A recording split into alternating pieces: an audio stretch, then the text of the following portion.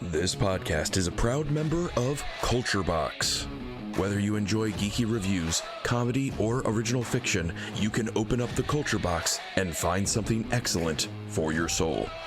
Point your web browser to culturebox.media. The Cellcast is recorded in front of a live streaming audience.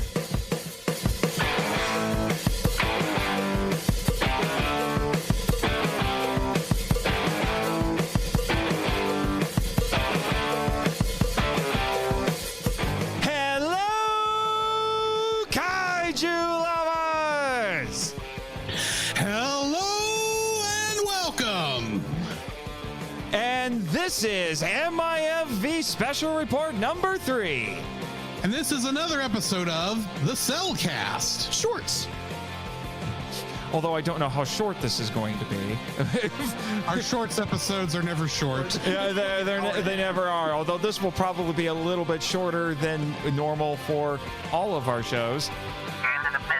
Sure, Jimmy. Well, yeah. It's too bad you're here because you scared D-Lit away. It just... She just dropped us off and then left. We don't know what happened. I get turned into something. Yeah, this time. Yeah, this time. Yeah, weird things happen to all of us all the time. Yes, but yeah, agreed. Yeah. But I had to do this. Yes. That was my dress. And it's on my show. Sorry, I've been waiting 5 years for that. Sorry, Dave, that was really loud, though. He turned into dog for a second.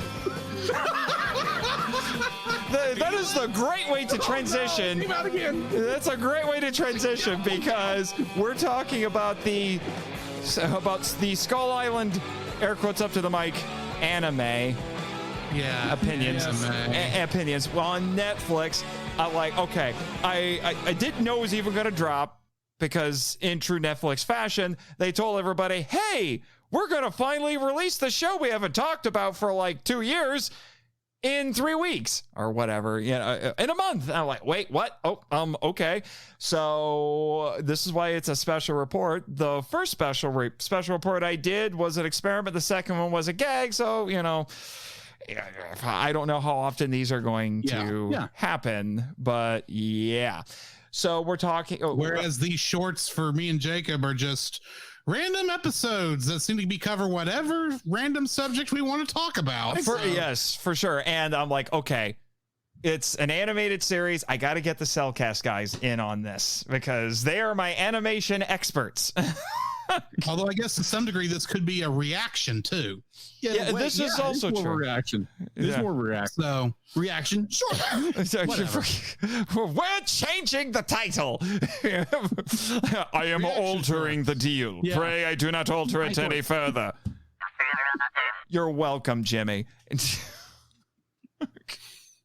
Where's that? Anyway, I'm altering the title. Pray I do not alter it any further. That makes more sense. Anyway. Yeah, right? Yeah. So I'm going to get through some, as you guys would call it, info and stuff. But, I'll be spearheading this a little bit. So this is okay. First off, I just want to point out that Netflix is calling this an anime. If I might get on a little bit of a soapbox,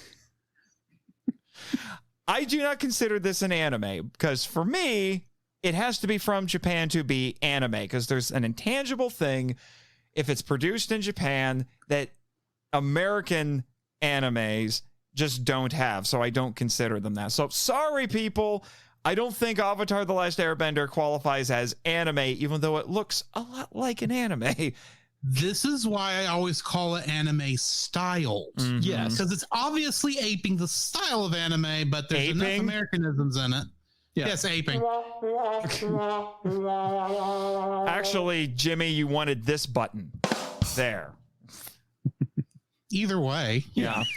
And anyway, you were saying? It's also an homage to the anime style. It has the the style and somewhat of the feel to it, but it doesn't have the gusto or the prominence of it. That is if you mix it with the animation style of Godzilla the series. Yeah, well, we'll unpack that a little bit when we get into a proper discussion. But this was a Netflix anime released June 22nd, 2023.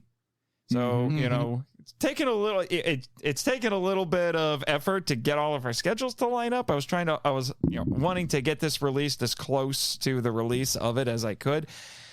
Understandable. Yeah. And it's that we already had plans for the 4th of July. Yeah, we all did. And this was produced by Legendary Television because it's part of the MonsterVerse, although I think its place in the MonsterVerse is dubious, but we'll get into that. And the animation was done by Powerhouse Animation, who's done several projects for Netflix, most notably the Castlevania show. And they did that revival of Masters of the Universe that was incredibly divisive, like most modern revivals are. So, we'll just leave it at that. That's a can of kaiju worms, or in this case, a can of graboids I do not feel like opening. But they're also the ones that have done like all the 2D animation for Sonic the Hedgehog in the last couple of years. And they have also done animation for the Dawn of the Monsters video game. So they've done other kaiju projects. Yes. And Dawn of the Monsters is a fantastic game, in case anyone was wondering. So just thought I would bring that up. So here's the thing. This was announced in 2021, and then we didn't really hear anything for it. The writer, writer, creator, executive producer, director, showrunner, he wears basically all the hats. His name was Brian Duffield. I had to look this guy up because, opinions. And I found out that this gentleman has actually worked on something else that, even if you don't consider it kaiju, it's at least kaiju adjacent, that being Love and Monsters, the 2020 film. And Underwater. But I haven't seen Underwater, but from my kaiju podcast friends have told me Underwater is technically kaiju. Yeah, that's one with Kristen Stewart. Is it? Oh, yeah, it is. Yeah. So, knowing that... I'm looking through his IMDb right now, and I am not impressed. Yeah, other than Love and Monsters. I've seen Love and Monsters. Love and Monsters is actually pretty good. I mean, the fact that he wrote the Divergent series... Oh, excuse me. He wrote Love and Monsters. He didn't direct it. Correction. Sorry. Yeah. Yeah, he wrote it. So, which, again, opinions. So, but there wasn't anything. Opinions will be spread around tonight. That's true. He also produced Cocaine Bear. He did. Cocaine Bear. Yeah, he produced that. Oh boy, that exists. Yeah, that is a thing that exists. That is a thing. That is a thing. Watch Winnie the Pooh, Blood and Honey. God help me if I have a patron who decides to tries to sponsor Cocaine Bear. But yeah, so like I said, it was announced in January 2021. There was basically nothing on it. Like, I think the most we got was a teaser poster of a Kong footprint on the beach of Skull Island. That was it. And that's about as generic as anything you can do with this stuff. Disappears after that. And I am not 100% convinced that this wasn't originally a non-MonsterVerse project that they tried to shoehorn into the MonsterVerse. Because I can see it maybe being like a King Kong project. Yeah, because Kong does have 1 foot in public domain. Yeah. So at least that, because I know there's actually, isn't there like a Disney Plus show based on Kong? It's still they're trying to get it made, yeah. So, I mean, I could see that, and then they got Legendary in on it, and so they tried to make it fit in, but we'll get into it. We'll get into it, because it's supposed to take place in the 90s. So it's between Kong Skull Island. That's the other problem with this, is now I have to make a distinction between Skull Island, the TV show, and Kong Skull Island, the movie. So it's between that and Godzilla 2014, and they never say it takes place in the 90s, because I'm going to be honest with you, none of these characters act like they're living in the 90s. No. The technology barely registers as 90s. And supposedly, from what I was reading, it's supposed to be 1992, 1993, thereabouts. I'm like, you did a terrible job communicating that. Yeah. Also, this could have happened at any time. It really could have. Also, I'm seeing on here on IMDb that another production studio that helped out with this was something called Tractor Pants. That's got to be like the audio studio that did that recorded the audio. Maybe the acting. That's what I'm trying to say. Yeah, voice acting. Yeah. Voice acting. Yes, thank you. So, and then just some other quick nuggets to mention here. And this is something I did observe while watching it. The episodes were produced in a 1:78:1 aspect ratio, but all of the flashbacks were 2:39:1. So they are even more widescreen. Well, yeah, one's more your standard television dimensions. The other is cinematic. Mm-hmm. Yeah. Yeah. But other than that, I can't find, at least with a quick cursory search, I can't find too much information on the production of the show. It just hasn't come up near as I can tell. But it is the first traditionally animated King Kong series since Kong the Animated Series from 2001. There is a CGI show on Netflix, but nobody talks about it because it's terrible. I looked up what else that Tractor Pants studio did to try and figure out what they did. And the only other thing they've worked on is the new Tomb Raider show. Oh, boy. But they just appear to be post-production, so. Oh, boy. That shouldn't tell you much. Yeah. Yeah, it... Only two things they've done so far. Yeah. But anyway, like I said, I can't find a whole lot about it. Little bits of trivia here and there that we'll probably get into while we're talking about it. Yeah. I wish there was some more, but to do a quick rundown on the cast we have here. So our main cast members are Nicholas Cantu, I hope I said that right, as Charlie. Mae Whitman as Annie. Oh boy. But Mae Whitman actually has a pedigree, a pretty extensive pedigree. In both live action and animation, she has voiced Batgirl in a few DC projects. She was one of the evil X's in Scott Pilgrim versus the World. I can't remember her name. I think it was Roxy something. I can't. It was Roxy Richter. Roxy Richter, that's right. So that's actually how I know her. I also know her because she was the president's daughter in Independence Day, and I just rewatched that with my family. So I was looking up her filmography. I was like, oh man, she's done a lot of stuff. She was in an episode of Godzilla the series. It's like all these things. Oh, this is actually kind of cool. You got a lot of stuff. And this show. Yes. This show. We'll get to that. Yeah. And then we have Darren Barnett as Mike. Those are our three main characters. You could honestly call them Teenage Kennys. Pretty much. We'll get into that. Benjamin Bratt as Cap. I don't know why he's listed as a main cast member here on Wikipedia because he's only in one episode. Betty Gilpin as Irene. Most of the episodes. Yeah, he'd be like, he's in most of them. Yeah, is he? that's Oh, Charlie's Cap. dad. Not okay. I'm thinking of a You're different thinking guy. of Hero. Yeah. Yeah, That's right. Yeah, Cap is the Hero's dad. in one Cap is the episode. dad. Yeah. Cap is the dad. Phil Lamar as Sam. And then I don't know if it's Frida or Frida, but it's Fryda. I think it's Frida. Probably Frida. Frida Wolf as Island Girl. Couldn't bother Best to give her character. a name. Yeah, agreed. Really, guys? And then Tanya Gunati as Islander. I don't even know which one that is. There were a lot of those guys. Exactly. You miss John DiMaggio as Crybaby Merc.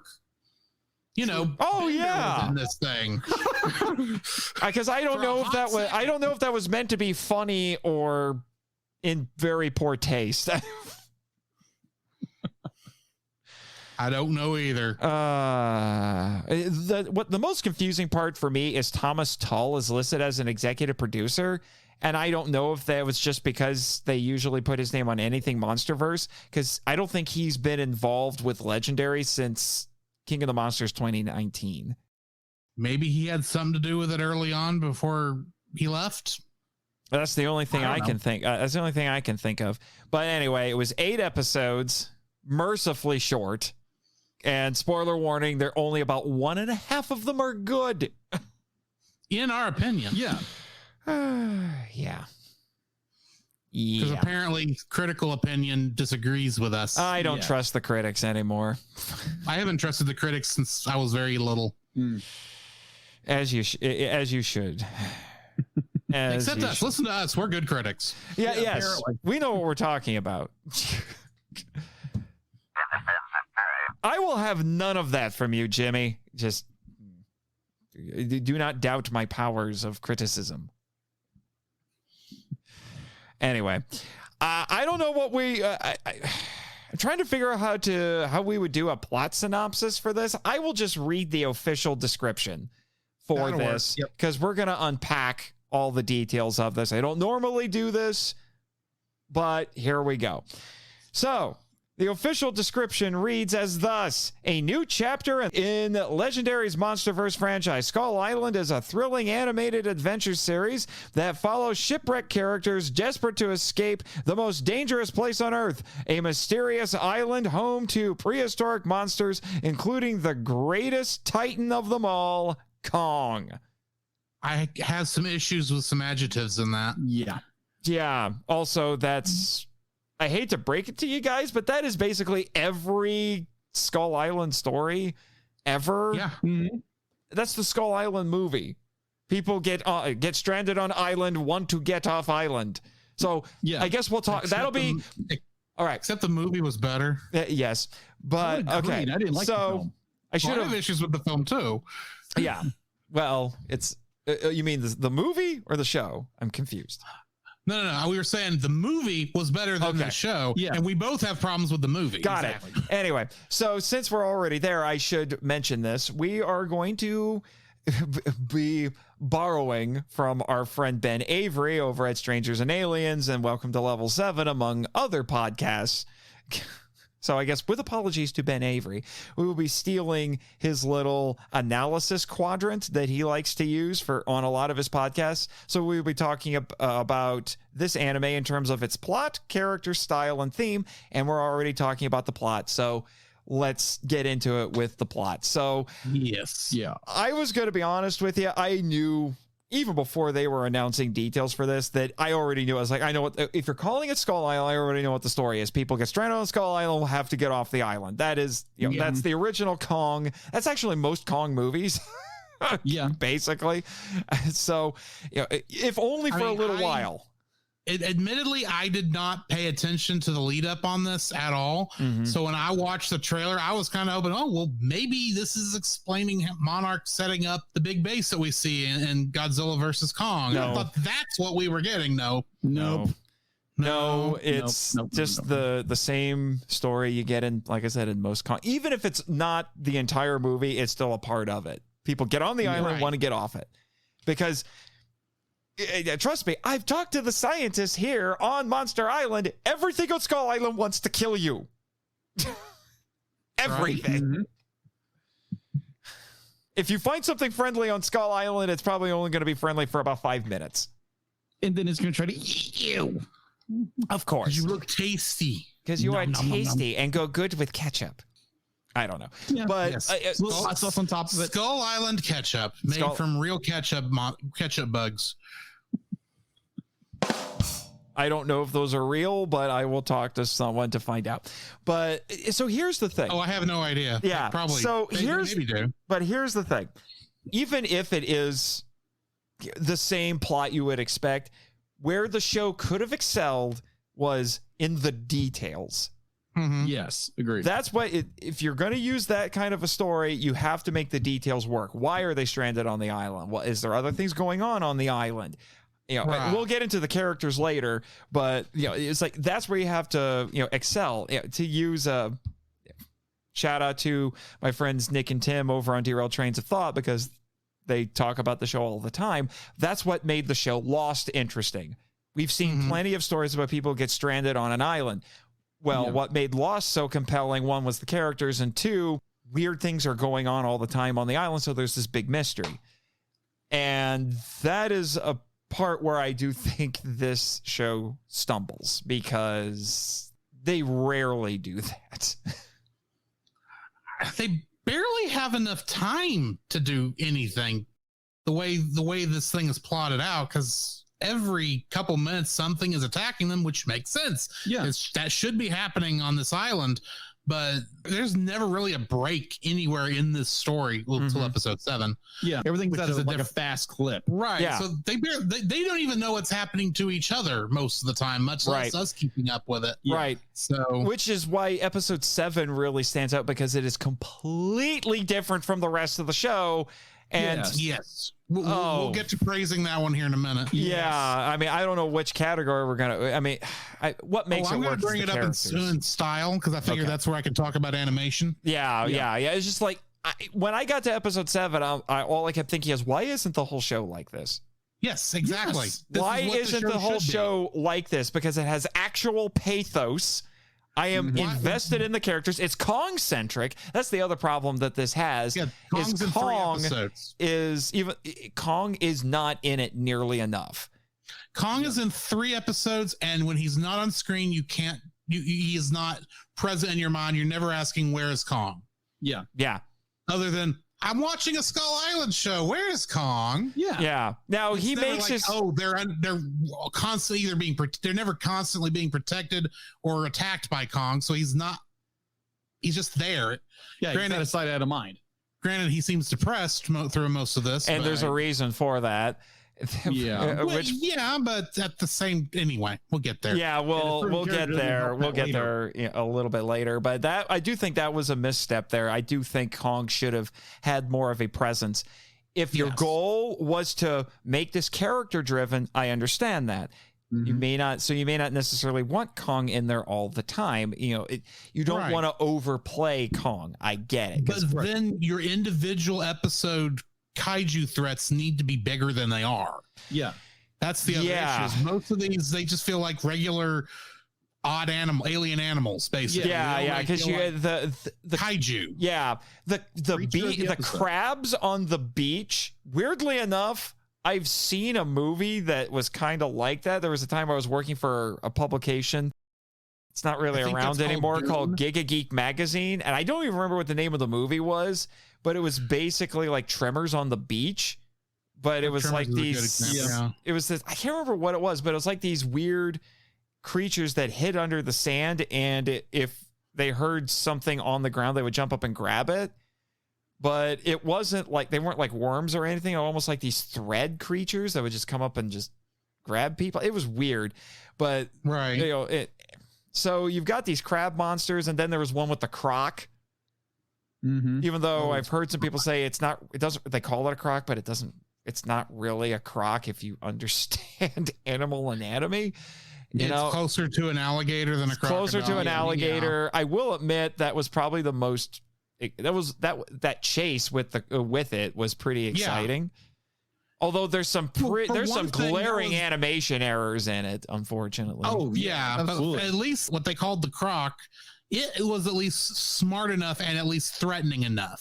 That they couldn't get away from it fast enough. Yeah. Right, and it was unlike so many of the others. Right now, Big Bird. Now there are hints at Kong throughout, but I did feel like Kong needed a stronger presence in there.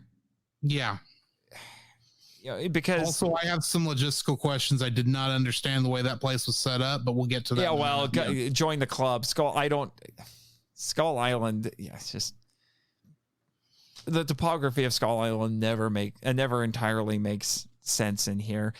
And so anyway, so there's a bit of a build up to Kong, and it was when he was on screen, it was worthwhile, but he needed to be on there more. The other thing that they were building toward, almost more than Kong really, was his kaiju foe in this, which I think people have taken to calling it the Kraken.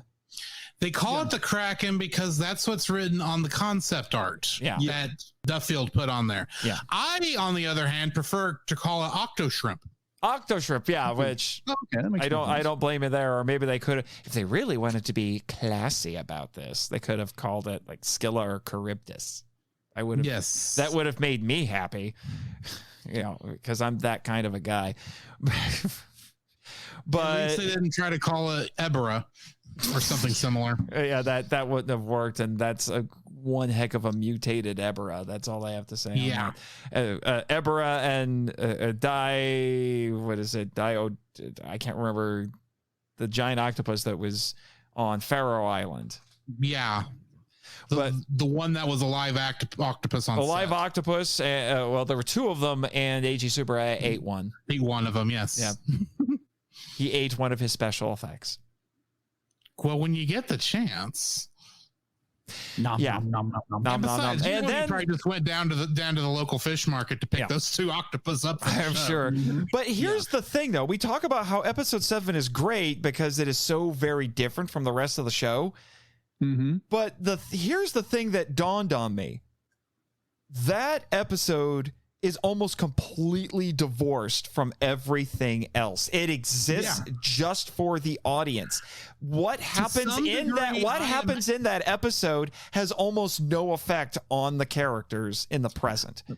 I am half convinced, even though I have no proof, that had to have been like a short that they made to shop the idea around.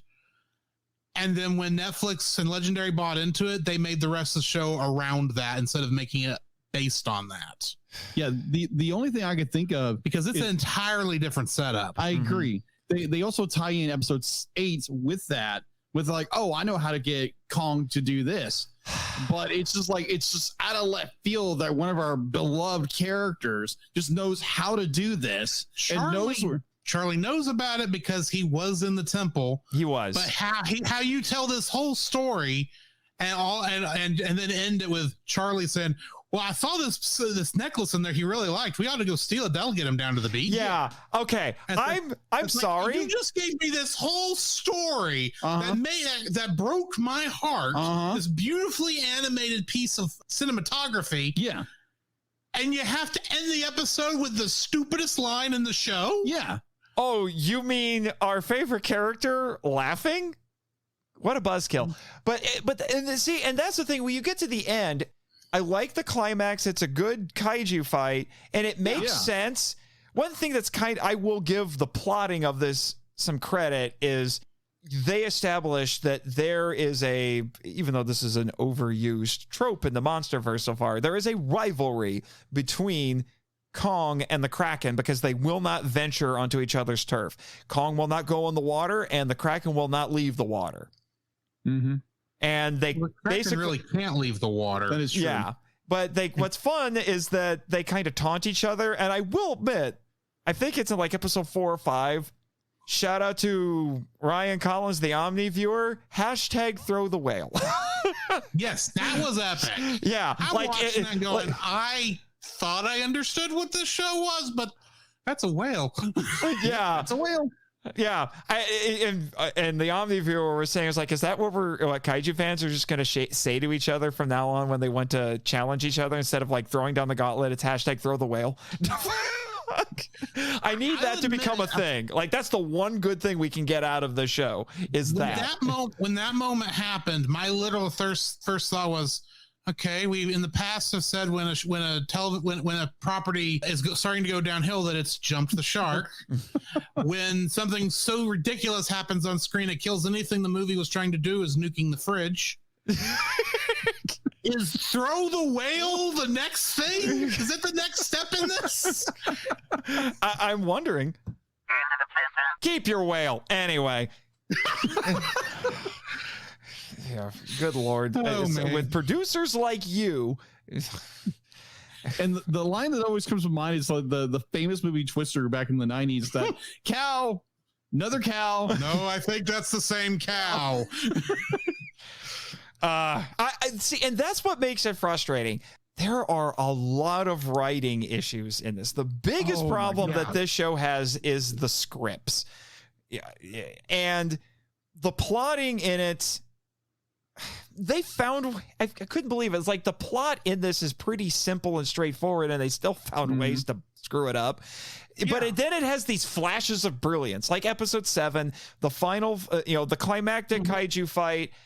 Oh yeah. Well, shoot, Hashtag even throw the Annie's whale. back- Like it has these flashes, but Yeah. it's even not enough. Annie's backstory where she meets Dog is done well. Yeah, we'll get into that. I will admit that flashback was also pretty effective, but once I saw that flashback, not only did it not accomplish what it was trying to do, which was generate some sympathy, it also confused me because I'm like, I don't see how the character went from that to this. But anyway, do we have any more thoughts on the plot? I think we've unpacked that pretty well.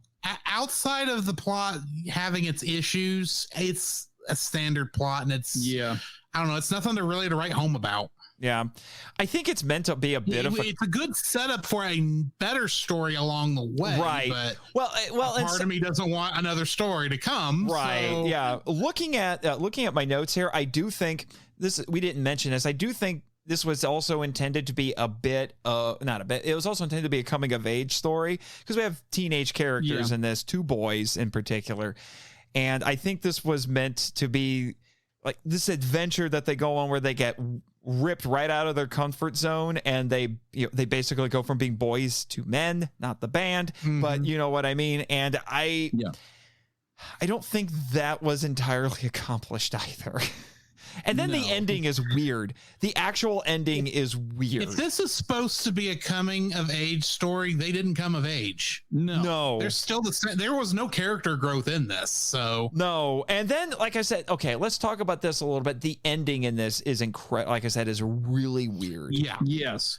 Because it's sequel baiting. It's sequel baiting because there is no ending. There's no real ending because it goes from, oh, we're on Skull Island. Oh, Kong just killed the Kraken in a very Mortal Kombat-ish way because that's what that's what the MonsterVerse does, where he just rips the dang thing in half over his head because that's what you do. And then suddenly, Amy gets her head hit on a rock, and they now conveniently don't have to animate anything while she heads to New York or wherever. Yeah, because she wakes up in a hospital. Yeah, and so we don't know what happened to Cap or to Mike or to Charlie. Yeah, because the quote unquote Islanders, the Islanders show up, and I don't know if they're supposed to be the Iwi or not. If those are the Iwi it got really different. Yeah, why are they speaking English? That too. I have so many unanswered questions. That's the one thing I have to ding even episode 7 about, because I'm like, if these are the Iwi are really different in this compared to the Skull Island movie or even the comic books. You see, because you see the Iwi a little bit in some of the tie-in comic books. I don't get it. There's a lot about this show I don't get. Yes. Yeah, I just. Anyway, so we'll move on to you were itching to talk about style, so we'll go to style next. So yeah, animation wise, I would call this 2.2D vector art for the most part. Yeah, it's not cell animation because it's not on cells. For episodes 1 through 6, I'd say the animation is competent. It's not really pushing anything. It's doing its job, and it's not doing anything special. Yeah. 8 is, I will give 8 some props in that they tried to do some hard stuff. Yeah. Especially after they steal the necklace and you have that shot of them running towards the camera while the landscape is going back. That's a tough thing to do in animation, especially 2D animation, but they didn't quite do it good enough because they didn't vary the distance between the camera and them and the characters, so it really does look like a Super Nintendo game but with better graphics. But episode 7, yes, oh my word, that is an animation masterwork in my opinion. I think just for that episode, watching episode 7 is worth it. Just like don't even watch the rest of it. Just load up episode 7. Enjoy this nice. Load up episode 7 and then skip the last 30 seconds. Once you see the I only said resolution. That's not what that's called. The aspect ratios start to change. Shut it off. Yeah. Once the black bars go away, just shut it off. You don't need to see those last couple seconds. No, like you have so much depth in like how they animate. Kong's expressions and how. Oh my gosh, that was so good in that. So good. Oh my It gosh. was so good. And again, I was like, why isn't the whole show like this? Yeah. I would have killed for this entire show to be Island Girl and Kong going on adventures. Yes. I would have loved that. You could even keep her speaking whatever the native language is she's speaking there. I'm not entirely sure. It sounds almost like French or Spanish. I was thinking Spanish, but it was just different enough. I was like, you know what? I'm not even going to guess. Yeah. But keep it like that, because that's the thing is you don't even need the dialogue we get, even though it's translated. Yeah. Yeah. The subtitles. You don't need it because you understand everything that's going on screen. Yeah. I think that episode has the least amount of dialogue too. Yeah. But it's because it doesn't need it. It doesn't. It's very visual. You get the whole story just on animation alone. Yeah. It's like, oh my word. Yeah. Now, so granted, I love that line. I love at the beginning that line where she says, "You're not a king. You're just a stupid old ape. You're just a stupid animal." Stupid Which animal. comes back later, and we'll get to. I think we can get to that when we talk about the characters. Yeah, but I will tell you, like that whole plot, not plot, but that whole style of that animation, that's like, oh my word, this is what the show needed to be. Right. Because we hinted at it at the beginning.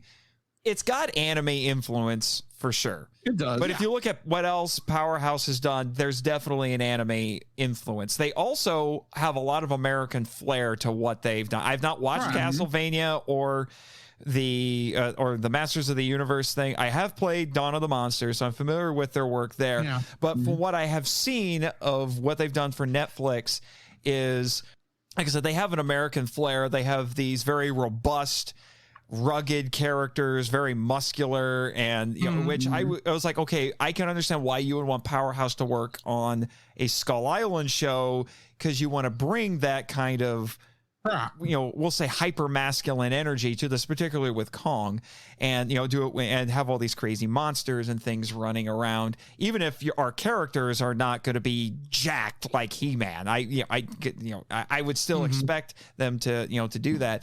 But I will admit, in terms of character design in this, our human characters are fine. There's nothing terribly memorable, but I don't think necessarily could have.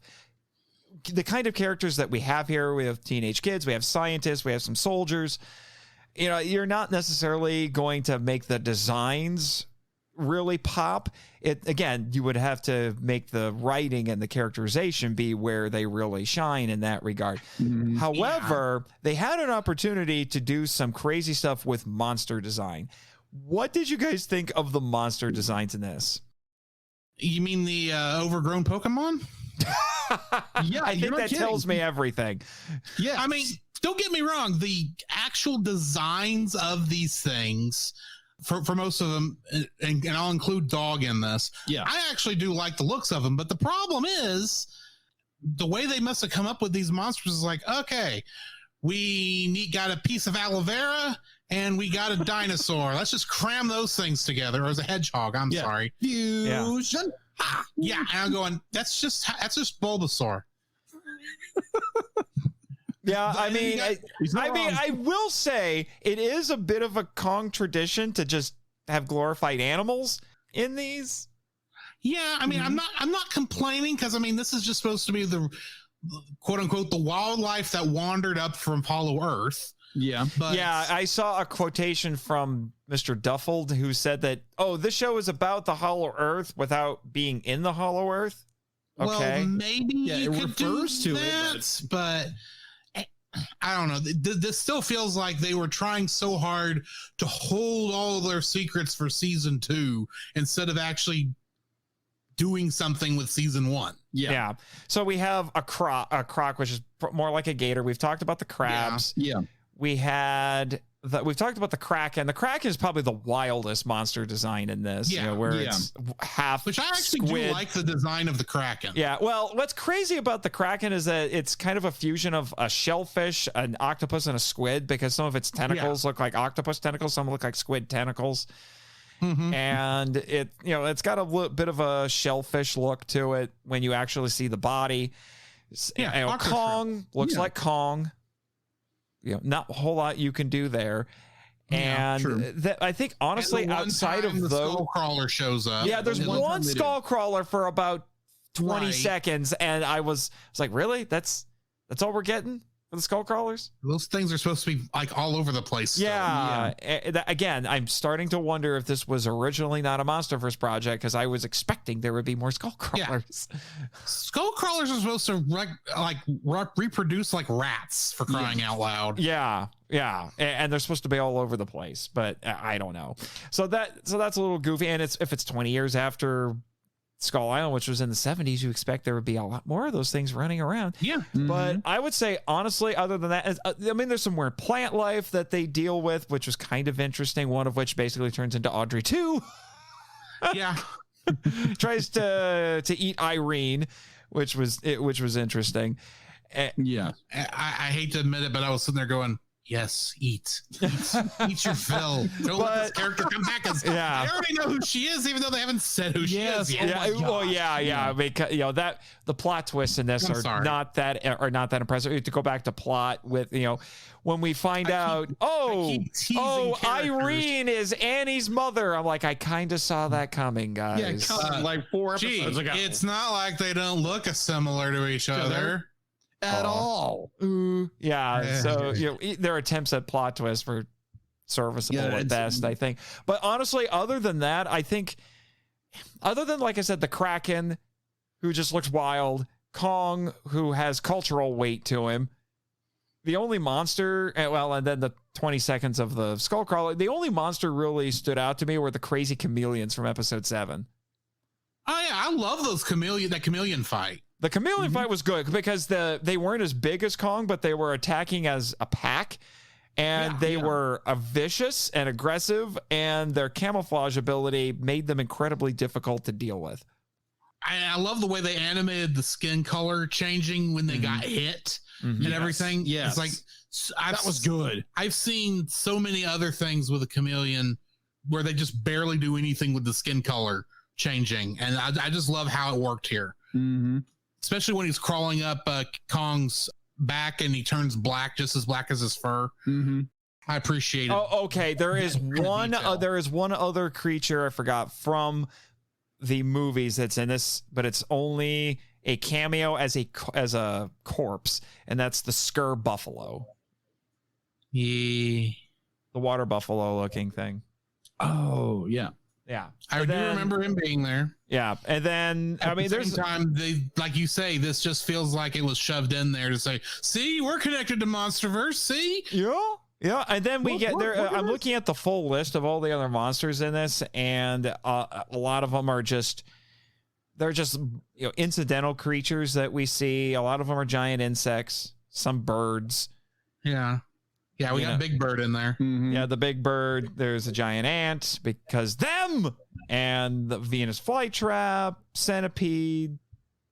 See, I thought those ants in Final Fantasy 14, so I know what that's like. Yeah. Something called a Night Boy. I don't remember the Night Boy, but I don't know what Night Boy is either. Yeah, but the other thing I want to mention in terms of the style is the acting style in this. I've heard some interesting analyses about how the actors are performing in this, and I'm going to be honest with you. I feel like the style of it feels like two different. Well, not just two. I think several different styles that they try to mash together. The teenagers feel like they feel like either, I mean, if it's supposed to be the early 90s, they're either, depending on how you look at it, they're either late Gen Xers or early millennials, but they act more like Zoomers, including some pretty, honestly, I think pretty lame Zoomer humor, which just feels out of place. Yeah. And the adults, while I would say they aren't as annoying in that regard, I was talking with my friend Michael about this, from my co-host from the Power Trip, and he feels like with the adults, it seemed like they were trying to do the Office style humor, and it's not landing. Yeah, totally understand that. And some of the actors' performances are just kind of goofy in that regard. They don't really help these characters, I have to say. And that became very abundant to me. That became abundantly clear, I should say, to me when I saw the second trailer for this show, and that's when we actually got to hear the performances and the dialogue. And I'm like, really, guys? It's like I cringed so hard in that when I watched the trailer and I heard, you know what they should have called this place? Not Great Island. Yeah. Oh god. Well, the way that line was written, and this is just me playing devil's advocate here, it could have worked had they been under more stressful situations, but they're not for the most part. Yeah, they're being chased by monsters all the time, but there's also long stretches where they're not being chased by monsters, and it ain't dog that's helping them with that. It's just there's not as many there.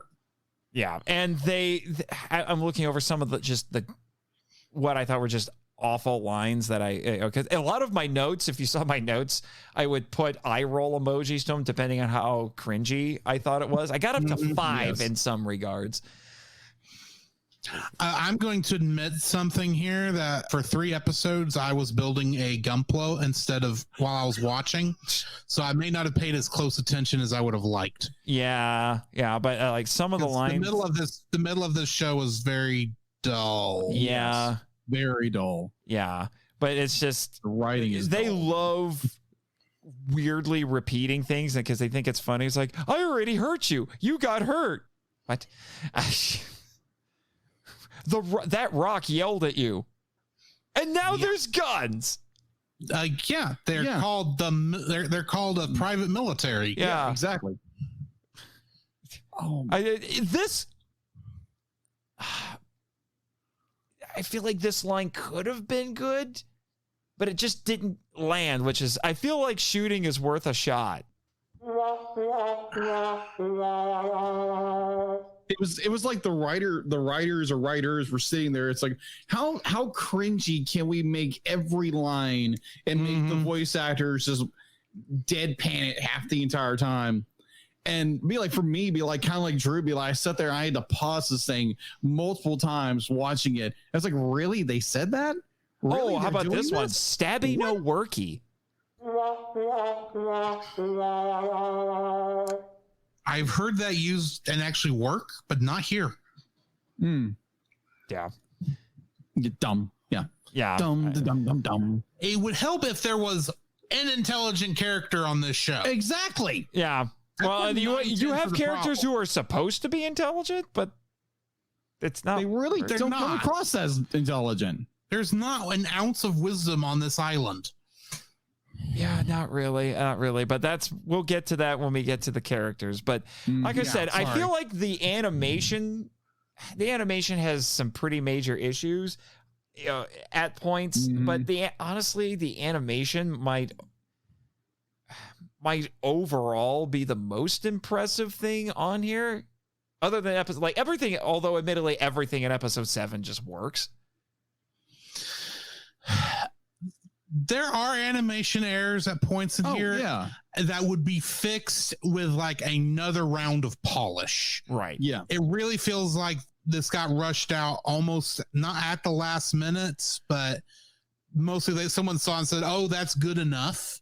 And then just stuck it out there. Right. Because there's parts of this that look good. Like they're trying stuff that's that in some places is hard to do. Yeah. But there's also parts where it's like, really? This is what do you think this is good enough? The whale scene, for example. Yeah. Oh my gosh. Yeah. It was like, why aren't, like I said, it has flashes of brilliance, with all this stuff. It needs another round of polish. Right. Yeah. Right. Like the characters' walk cycles, for the most part, are pretty good. I would agree. But like some of the characters walking, their motions are good for the most part, and then the others more be like all they're doing is moving the shoulders. There's no full body. Well, I mean motion. that's an anime kind of trope, right? Which can work. I agree but there. There are instances where it feels like there's art and passion behind this. Yeah. And then there's other parts that feels like we are making a quick buck and we do not care. Yeah, it's it's never consistent. Yeah, you take like past powerhouse works like Dracula, which Dracula was done incredibly well. Castlevania? Castlevania. Dracula's in it. Yeah, Dracula's in it. But Castlevania is done very well. Its animation is done very well. Masters Universe Revelation, which I like. I have my own opinions on. I enjoyed it, but I'm in the minority with some people. But with how that was animated, I thought it was done brilliantly animation wise. I thought it was done very well. In this, you see that the exact kind of progression they were doing with the animation, but then it's like they were like having to maybe like their budget was cut at some point, so they had to like take some major like. I'm wondering if it was the animation. budget was cut or if perhaps it was hurt by the pandemic. They started this in 2021. Yeah. I mean, they announced it in 2021. I looked up where this studio is located. Texas. And it's in Texas. So yeah, in your native up. Texas. Yeah, yes. it would. Texas was pretty much open in 2021. Yeah, for the most part.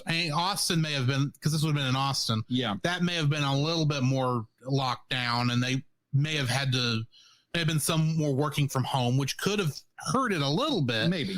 But for the most part, I really does feel like they needed another 6 months on the animation. Probably would have benefited from that. It wouldn't have helped the acting. It wouldn't. I don't think so, because I don't know. It just the performances generally were not working for me, because a lot of times the characters were not acting how you would expect them to do that. Cap, for a while, the dad, was kind of the best character, but then he started behaving weird because he's having a little too much awe at everything, too much wonder at everything. It's like, yeah, all of the stuff you're wondering at wants to kill you. Thought I would remind you about that. I get it. Skull Island is inhabited by some really wondrous creatures, but they all want to kill you. And just yeah. So I don't know. It's just like everything in it is just weird. Huh? Agreed. I was just saying, you were not safe while you were still on this island. No. Not until Monarch gets their butts out here. And that's another thing. It's like, where the heck is Monarch while this? I was waiting for Irene to say that she was working for Monarch. I still think she is, but there's nothing that tells you that. How do you do a MonsterVerse thing and not mention Monarch at some point? They're the main characters of this stuff. Yeah, basically. Yeah, basically. All right. They're the connective tissue. All right. Yeah, because I know that we're going to have a lot to say about the characters, so let's move on into what I expect will be the shortest portion of our discussion, and that's theme. I'm having a hard time really latching on to anything outside of episode 7. Episode 7 is full of so many riches. But agreed. Yeah, but the rest of this, like I said, it's like it's supposed to be coming of age. There's also a lot of stuff about. I will admit, I like that it's very pro family, because you have the two boys. Like their whole thing is like everybody gets stranded on the island, and the two boys are trying to find their dad, and they're their dads, I should say. Well, no, only really one of them. They're not brothers; they're best friends. We already knew Hero had already passed. Yeah. So and I like that.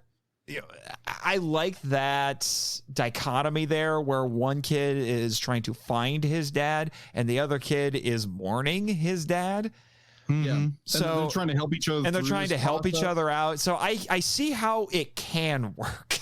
The problem is that it doesn't quite work because of the character writing in this. But I will say I do appreciate that. And then you find out, Irene is Annie's mother, and then that becomes a bit of a thing. It's because even though the plot twist doesn't really work, and then the character writing botches it again. But so there's a lot of stuff about family in this, particularly parent-child relationships. And I think that's mirrored a little bit when you get Island Girl, give her a name, guys, and Kong, which is why episode 7 will break your heart. Although their relationship is different in that it's not really, they're best friends, which I wonder if that's kind of supposed to be a thing with Mike and Charlie as well, because they're supposed to be best friends too. Well, one of the things, kind of just jumping off of that, the theme I saw throughout this whole thing was trust. Everything around this is based on either people are trying to earn each other's trust. They already trust each other. There's a lot of distrust. a lot of it hit me when looking at between Dog and Charlie for in episodes 5 and 6. Yeah, that was good. Neither one of them trust each other at the very beginning, but at the end of it, they've come to at least come to an understanding. Yeah. Even though and they do trust each other, but then there's so much other mistrust and trust issues going throughout the whole thing. Yeah. So trust was really the theme that really hit me, is what this was trying to talk about. Agreed. Yeah, because there is a lot of mistrust going on, and probably the best example of utter mistrust is probably Annie, and it also is which one of the boys was crushing on her? I can't remember. Charlie. Was it Charlie? Yeah, and Charlie was crushing on her. Mike wasn't, because he was too busy trying not to die of sting poisoning. Yes, that's the other thing from the Kraken, is that it injects a venom into people, and there's no resolution for that. Yeah. Still don't know if he survived. We still don't know, and so weird. he was a little distracted, and so I guess the idea is that Charlie's trying to build trust with Annie because he thinks she's the coolest girl he's ever known. I'm like, kid, you need to meet more girls. But we'll get to that. Yeah. We'll get to that. Again, it seems that's what's frustrating about this. The more I talk about the show, the more I realize it could have been great, but they don't get there. Like, the ideas are there. Yeah. Yeah. The ideas are there. But they're executed so badly. Agreed. There's so much missed potential. Yeah. Throughout this whole thing. Except for episode 7. Episode 7 knocks it out of the ballpark. Exactly. We keep going back to that. For watching for 7. And what kills me is you watch that episode, and it's like, okay, this creative team knows doesn't actually know how to do this. Mm-hmm. Why didn't they do this the rest of the season? Save that energy. Save that energy for later. I will. But going back to talking about trust. Get activated. Trust me. But going back to trust, that's what makes episode 7 so tragic, because Kong has a best friend. It's classic Kong when we get to this, where he has a human woman that he is bonded with. Like, they are best friends, and they hang out with each other, and she just trusts Kong intrinsically, at least at first. She has tremendous respect for him, and then the chameleons attack. She nearly dies several times. Kong busts his butt saving her. He gets horrendously hurt saving her. And then she has the audacity to say, "You're not a king, you're just a dumb animal," which is the title of that episode. And I'm like, how? Like, the audacity you have, woman. The audacity. Yeah. Why? How could you dare say that? And then Kong tries to make it up to. He kind of turns into like the scorned boyfriend at that point, which is kind of weird, because he tries to bring her quote unquote flowers. And she's like, "I don't need these." But then after that, he's like, "Fine, okay, I'm done." And then there's another monster attack, and the episode ends with him holding this girl in his hand. She has been mortally wounded. She just reaches up to him, and her last words are, "My king." Yeah. Yeah. And then she literally dies in his hand. And it's immediately after this, I texted both of y'all. Episode 7 has me officially pissed. Why isn't the rest of the show like this? Yes. Exactly. And I'm like, what just happened? You had these two characters basically have a falling out, to the point where I didn't like the Island Girl for a hot minute. The Island Girl was on the same level as Annie for me. But then you brought it back around and actually told a great story with it. I'm like, oh my gosh, it wounded me. It genuinely wounded me seeing that. And then the expression on Kong was so brilliantly animated, as you pointed out. Yeah, absolutely. And I'm just like, my gosh, this is some of the most pathos that I've seen in a Kong story in a long time. And then it's all ruined in the last 5 seconds when it is. The team shows back up and we get the stupidest lines in the show. We get the stupidest lines in the show, and Annie laughs at everything. And I'm like, Orphan can Annie we- needs to go back to the orphanage. yeah, send her, please send her back to the Back to her orphanage. island. Yeah. So again, it's there. It is there. Yeah. At the core of this thing is a good solid rock thing, but they don't do a thing with it. All right. We've been dancing around it. We need to talk about the characters because this wants to be a character-driven show. Oh, it Yeah. wants to be. It really wants to be. Terribly done. Now, let me So start let's off. talk about. Let me start off with this. There's one in particular we're gonna have to talk about. But do you feel like we've established, in episode 7 this is certainly true, but do you think Kong is an effective character in this? He's not simply a kaiju or a titan. If we're talking simply out of episode 7, he not include. Sorry, no go not ahead. including episode 7. The only time he's actually a character and not just random animal who shows up for 5 seconds Mhm. is just in episode 8. But that's only because they're building off of what happened in episode 7. and I actually have an issue with how he's handled in episode 8 because even though that kaiju fight is great, if you stop and think about it, because again, the flashback was just for the audience. Yeah. Mhm. Kong is a tool. And the fact that I know the tragic backstory with because the necklace belonged to the island girl. That's why he keeps it around. Knowing that, and that they're using it to exploit him and turn him into a tool, it made me angry. Yeah, I agree. I was angry while also thrilled at the kaiju fight. Yeah. Sorry, I did interrupt you, Jacob. No, you're what were good. you about to say? You're good. Be like, yeah, Kong outside of episode 7 is simply just either he's a threat or he's a tool. That is all he is in the show. But like, yeah, we see his big footprint, and then we see little glimpses of him here, and he shows up. Be like, how long is Kong in this show? Someone actually tallied it up. I think he has maybe I think it's between 13 and 15 minutes of actual screen time. Not counting And I know episode people were 7. trying to compare it to Godzilla and Singular Point because I think they said, that show is 5 episodes longer, but Godzilla has less screen time or something like that. There's supposed to be a Godzilla and disparity with them. Godzilla and the threat of him was felt throughout the entire series. And Kong in this Kong one, when Kong's not on screen, you're not thinking about Kong. yeah. No. And that's the problem. Mm-hmm.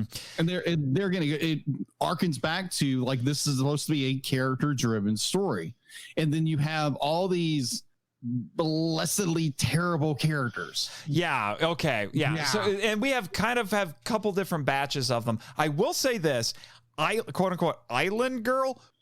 I wish she was in more of it. If you just look at episodes,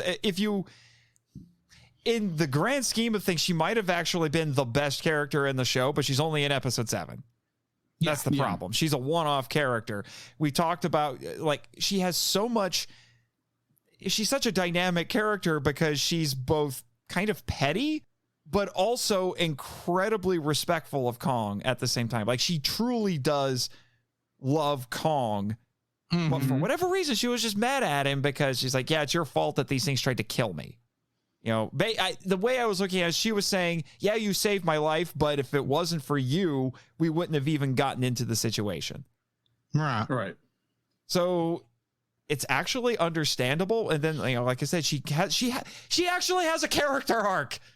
Yes. Guys, in one episode, she had more of a character arc than everybody else in the show. Yeah, you're not kidding. Because that's the thing. There are no other character arcs in this show other than getting from point A to point B with nothing for the characters to grow off of. Yeah, I would say this, that the only real big character arcs would probably be between Charlie and Dog with their development. Like they don't trust each other at first, like we said earlier. Right. Yeah, that was a good idea. Kind of learn to trust each other. That was a good idea. Forcing those two characters together for an episode or two to try to get back to the rest of the group. That was actually a really good idea. And I know you guys told me before we went on the air that you think Well, that maybe not that he's the best character, but or maybe he is in your opinion. But you said Dog was your favorite character. Yeah, Dog is the only character in the main cast I respect. And for those who don't know, Dog is this kind of like bear-sized kaiju, grizzly bear-sized kaiju that was quote unquote tamed. And the Omni viewer pointed out that he thinks that the fact that a kaiju was tamed in this kind of goes against the theme of the MonsterVerse, which is that man cannot control nature. Man must respect nature and work with nature, but cannot control it. But Dog is not tamed. No. Annie says multiple times, he is not my pet. They are just friends. Yeah. Right. But other times she does say he is her pet in some ways. It counters each other in some ways. Well, that just again, bad writing. How messy the writing terrible is. writing. Yeah.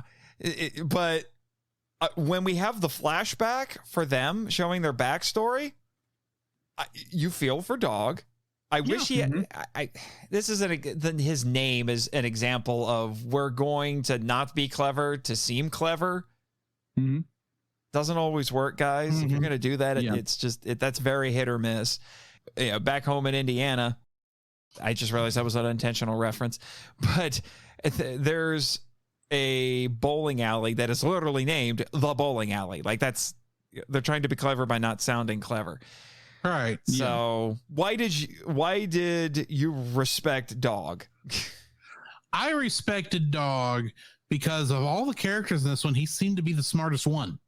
He seemed to be he was the most cautious of the newcomers, far more than Annie was. Good. Both of Michael and Charlie and of everybody else. He was determined enough to get back what was his, which was Annie. Yeah. He swam from another island across the ocean to Skull Island. They barely show that, but it happens. Yeah. They still don't explain how that worked. Well, it's also weird because the trailers for this gave you the impression that Annie and Dog had survived on Skull Island. But actually, they were on another island that got taken to Skull Island, which I thought was needlessly convoluted. Yeah. And how Annie somehow knows things about Skull Island. Yeah, that's why they must have made a change in this. They must have made a change at some point. Like I guarantee you, that was originally intended that they were both on Skull Island, surviving on Skull Island, but then they changed it for some reason. Right.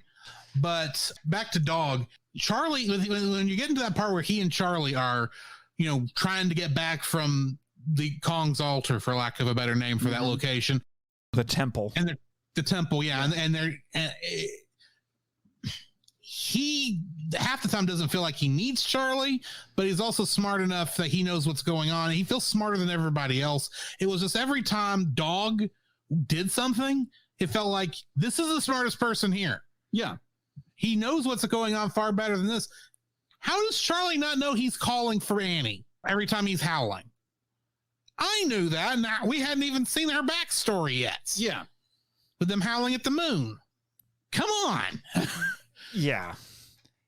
Now our teenage Kennys, we've talked a bit about them throughout this. Charlie and Mike. I wanted to like them. I really wanted to like them. But they ended up being kind of annoying because if this was supposed to be a coming of age where they quote unquote learn to be men through these incredibly harsh circumstances, they don't entirely accomplish that. They don't get to do a whole lot of cool things, unfortunately, because they get overshadowed by Annie. They get a little bit of stuff. They get to do a little bit of stuff where you feel like, okay, they're finally doing the brave things at the end, but it feels a little too late, because it's Mike forces himself. I don't know how he did it and how nobody saw him and how nothing picked him up, but he manages to basically drag himself to help Cap. And, and even manages to shoot some stuff while almost dead from the Kraken poison. So I give him credit there, but it still seemed a little improbable that he'd be able to do that. Because I don't know if he had displayed enough sheer determination to do that before this. I don't think the two neither him nor Charlie had any growth at all throughout this entire story. And that's the biggest issue here. I mean, because they're supposed to be two of our three main characters, essentially. Right. These two characters are supposed to be people we're rooting for to survive this. And I'm sitting here the whole time going, okay, Mike is either going to die or he's going to turn into a kaiju. This could go either way. That would have been a good idea. And I don't know which way I want this to go. That happened to you once? I don't believe you. Unless it's like there was the kaiju guy and the tick. Unless it was like that, I'm calling BS on that. No. And Charlie is just so insufferable. Oh, Charlie. I thought you were talking about Charlie. I was not kicked over the can yet. No. Yeah. Charlie and Mike, when they said incredibly lame Zoomer humor, I need to trademark that. I would cringe at him and kind of turn against him a little bit, but for the most part, I just felt largely apathetic toward them. Yeah. I just didn't care. I just didn't care about any of the characters. I just didn't care. The adults, I do think, fare a little bit better. Only because they're not the primary characters. They're secondary characters. And most of them are just there for the slaughter. That's all they're there for. Yeah. And even the two main ones, Irene and Cap, they have a plot, but they still feel like we're here, but we're not really going to do anything important. Yeah. What's weird is that Cap gets so mired in wide-eyed wonder at all of the crazy megafauna on Skull Island that he seems to forget for long periods of time that he needs to find his son and his best friend. And well, for a lot of times, his best friend's father, because he doesn't know he's dead till episode 6? Yeah. He forgets that for long periods of time. It's like, dude, focus. I mean, I could understand him being in wide-eyed wonder about all the stuff he's seeing, because this is basically what he's been looking for. Yeah, that's the whole thing. Time. Yeah, he's been looking for stuff like this. I could forgive that if there wasn't at least some mental conflict he's always fighting of, oh, all this is great and beautiful. I got to find my son. Oh, this is amazing. I've got to find my son. Where is he? I'm worried about him. Give me a scene where he's sitting there at night wondering where his son is, and also looking at this giant field of deadly killer flowers, and not have a conversation with Irene, which is the only person he would have a conversation with, and have her says, it's weird. I this is where I've been trying to get to this whole time, and all this stuff is amazing, but all I really want to do is find my son and leave. Right. Yeah. Especially since that scene. Yeah. Especially since the last time he saw his son, they had a spat over whether or not he wanted to go to college. Because dad's like, I want you to go to college. And he's like, well, what if I don't want to go to college? That sort of a thing. No. The son wants to go to college. Oh, the son wants to go to college, but that's right. I got it backwards. Exactly. But dad wants him to just go on adventures with him. And I'm thinking, which I get, but that's also backwards. Yeah. Well, but I'm like, I get it that the son, I think the idea is that Charlie just wants to have a typical life. Yeah, but I'm also thinking, it's like, dude, you get to go on absolutely crazy adventures with your dad and travel around the world. I would be pumped at this. Especially since it's very obvious your dad is looking for Godzilla. Yeah. Yeah, something like that. Because there's a flashback where he's saying, like, I saw this thing in the water. It was bioluminescent and it was blue.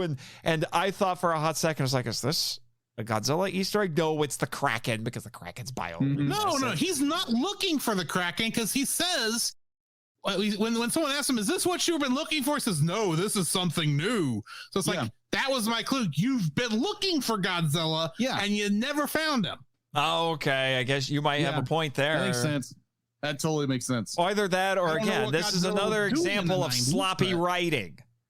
Well, it's probably also further proof that this was all jammed into the MonsterVerse at the last minute. Probably. Sure, Jimmy, start taking shots every time I bring up sloppy writing. You're going to get plastered really fast. And I don't want a drunk producer. I've had a drunk producer before. It was not fun. Anyway. No, I bet it wasn't fun. I heard that episode. Yes, you did. That was something. But anyway, so the funny thing is if you stop and think about it, Irene makes a little bit more sense because Irene's more focused. Yeah. Although I think at this point, now actually at this point, well, she's not looking for Annie. She's assuming that Annie is dead because she says, I buried you.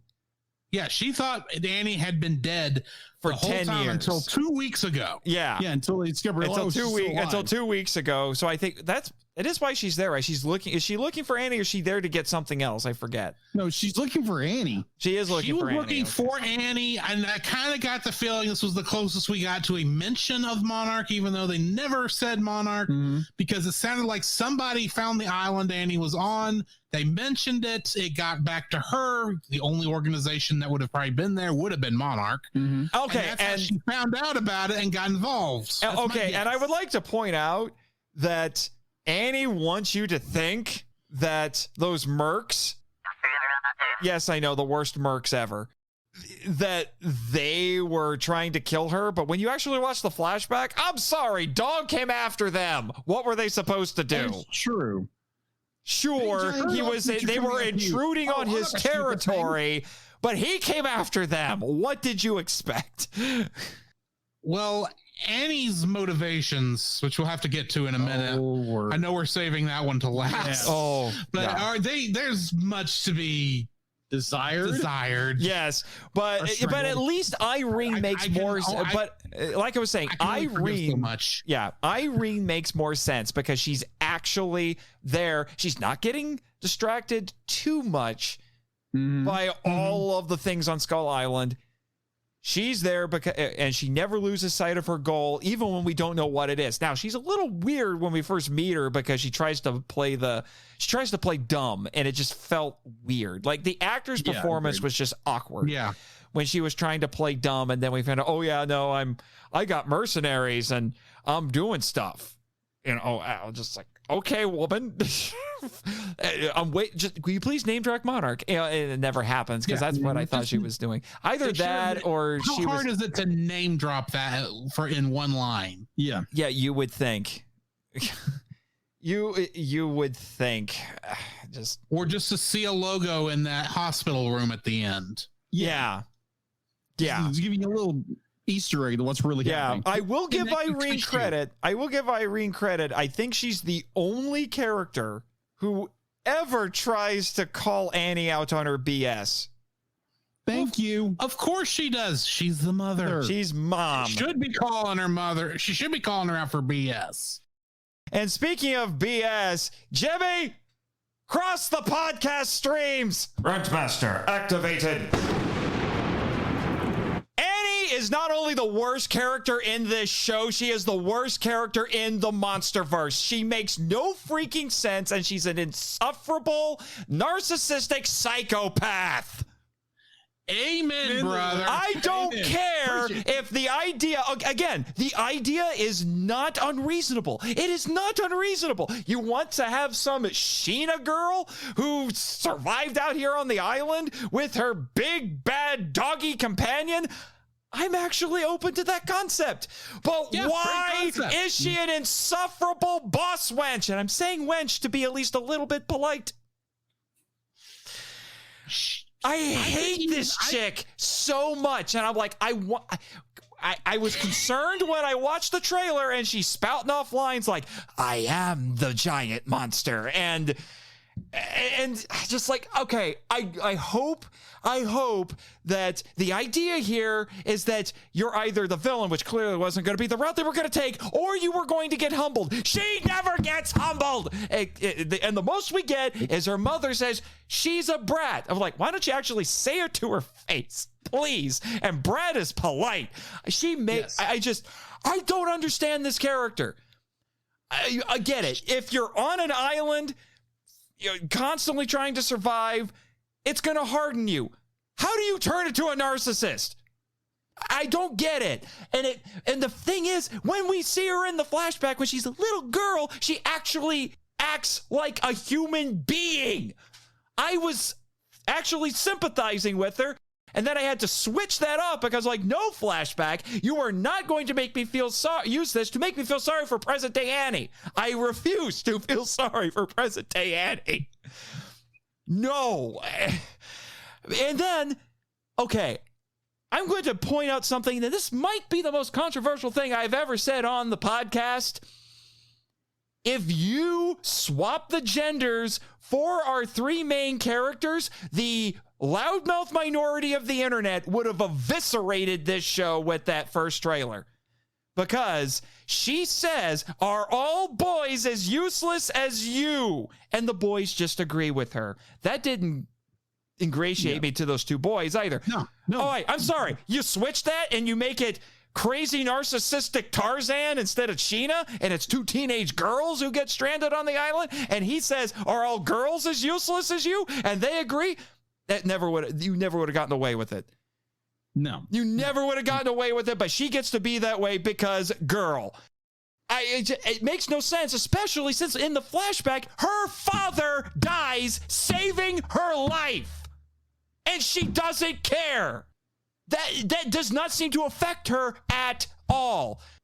Why wouldn't it? Why would she be so obnoxiously ignorant of a lot of things? Why would she have no concept of manners?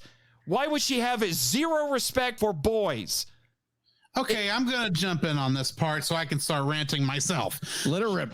Go with this. I will give Tag. her this. I'll tag you in, man. We're gonna do this pro wrestling style. You ready for this, Jacob? This is we're a 3-man tag team right now with this win. I will give this Annie this much. She's a feral child. She was a brat when her father died, and she was left on the island all by herself. You can kind of see, you don't get a chance to see that, but good night. If the size of that boat, she had to have been a brat.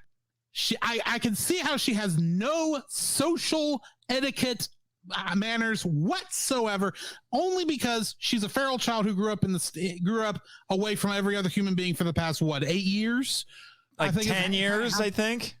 Yeah, right. Like that. Yeah, because she's 16 at the end. I'm still going. If she's 16 now, and you had to have been 8 when you were 7. left on this island, how do you not know your own age at this point? Is the weather on Skull Island this bad that you can't? Oh no, she's not on Skull Island, man. She's not from Skull Island. Sorry, let me rephrase. Pseudo Skull Island. No, if it can't be Skull Island, let's see what's next. Cockix Island. I don't know.